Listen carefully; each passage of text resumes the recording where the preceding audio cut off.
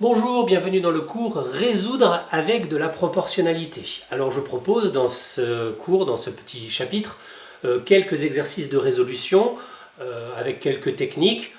Ce ne sont pas les seules techniques, ce ne sont que des exemples. Donc on va essayer ensuite de se rapporter à ces exemples puisque grosso modo je balaye un petit peu toutes les possibilités de résolution en proportionnalité sur le niveau qui nous intéresse. Alors résoudre de la proportionnalité, on peut avoir des exercices d'échelle.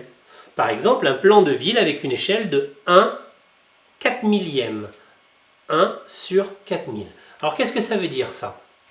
Ça signifie que 1 cm sur le plan, c'est en réalité 1 cm sur le plan, ça correspond à 4000 cm dans la réalité. En fait, on a le rapport, le plan, sur la réalité dans la même unité. Donc 1 cm sur le plan, 4000 cm, 1 mètre sur le plan, 4000 mètres dans la réalité, etc. etc. Donc nous, on va aller un peu plus rapidement et on va utiliser une petite conversion qui va nous dire que 1 cm représente 40 mètres. Allez, c'est parti. On cherche à savoir, on mesure sur la carte, on a 45 mm. Dans la réalité, ça fait combien? On a dans la réalité 300 mètres. Et donc sur notre carte, ça représente combien?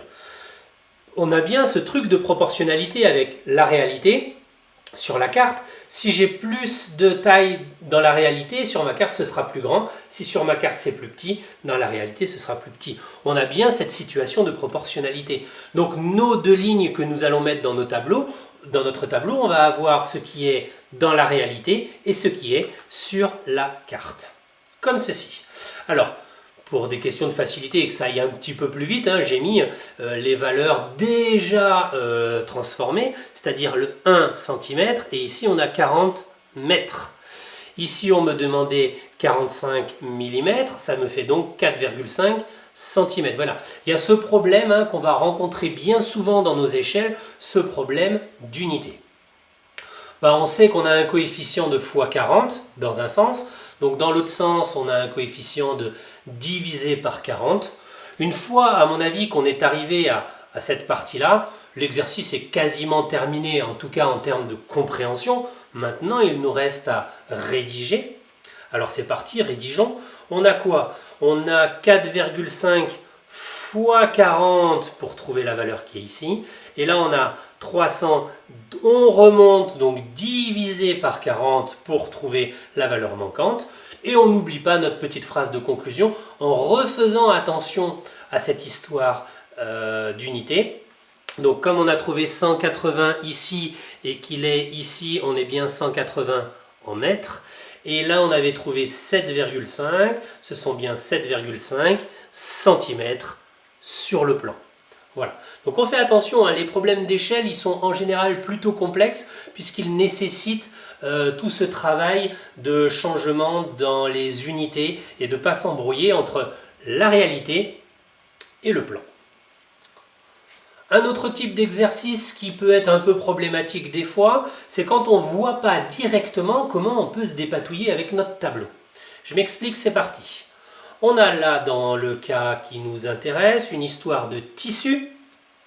On a 4 mètres de tissu qui font 49,44 € et on a 7 mètres qui coûtent, on ne sait pas. Alors on se dit, c'est dommage, il en aurait pris 8 mètres, on avait 4, on en veut 8, il suffit de multiplier le prix par 2. Non, il n'en veut pas 8, il en veut 7. Donc si on fait notre tableau, on se retrouve rapidement coincé. Parce que, en tout cas, moi je ne vois pas ici comment je peux faire pour passer de 4 à 49,44. C'est fois combien? Moi de tête, je ne l'ai pas. Alors vous voyez, j'ai fait une petite astuce, j'ai rajouté une case. Non pas qu'il me manque une case, mais j'en ai rajouté une. Pourquoi? Parce que je vais d'abord revenir ici pour trouver une valeur qui va m'intéresser pour repartir sur 7. La valeur qui va m'intéresser ici, c'est pour 1 mètre de tissu. Et donc je vais trouver d'abord pour 1 mètre et à partir d'1 mètre, je pourrai repartir sur 7 mètres. C'est ce qu'on appelle revenir à l'unité. Donc je vais faire un petit coup de diviser par 4 et après je vais multiplier par 7. Et donc en 2 étapes, je vais pouvoir calculer le prix pour 1 mètre et ensuite pour 7 mètres.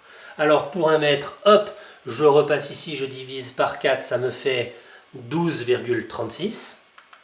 Et je repars de mon 12,36 et je le multiplie par 7 pour trouver le prix de 7 mètres de tissu. C'est ce qu'on appelle revenir à l'unité. Ça, c'est très pratique quand on ne voit pas comment faire lorsque, pour passer de 4 à 7, on n'a pas d'idée.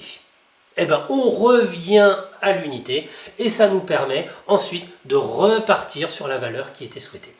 Voilà. Petite astuce, le retour à l'unité. Dernier type d'exercice qu'on a avec de la proportionnalité, là sur les deux cas, je vous demandais de me calculer des valeurs qui manquaient. Des fois il ne manque pas de valeurs. Alors on va me dire, mais qu'est-ce qu'on nous demande? On nous demande si les valeurs elles sont justes.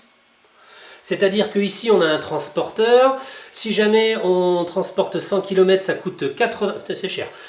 100 km ça fait 83,60 €, j'ai pris des prix un peu chers mais c'est pas grave. 150 km ça va nous coûter 125,40 €, 200 km ça va nous coûter etc. Et on demande est-ce que c'est bien proportionnel? Est-ce que mes deux grandeurs elles montent bien de manière proportionnelle à chaque fois? Alors, il suffit de vérifier si on a bien la même proportion à chaque fois. Donc je commence. Ici j'ai 100 km et 83,60 €. Donc j'ai un coefficient entre les deux qui est de 0,836. C'est-à-dire que pour passer de là à là, j'ai multiplié par 0,836. Est-ce que c'est la même chose ici? Je vérifie également pour le deuxième. Ça marche aussi. Je vérifie pour le troisième. Stop, je m'arrête là. Ça ne marche plus. Si j'en ai un qui ne fonctionne pas, c'est-à-dire si je trouve deux coefficients différents, c'est même pas la peine de vérifier le troisième. J'ai une erreur dans mon tableau. Le tableau entier n'est pas un tableau de proportionnalité. Voilà. Moi, là-dessus, on a eu un problème d'échelle, on a eu un problème de retour à l'unité, on a eu un problème qui parlait de vérifier que le tableau était proportionnel. C'est à peu près ce qu'on peut vous demander sur ce niveau. Donc moi, je vous souhaite bon courage, bonne chance pour la suite et à bientôt.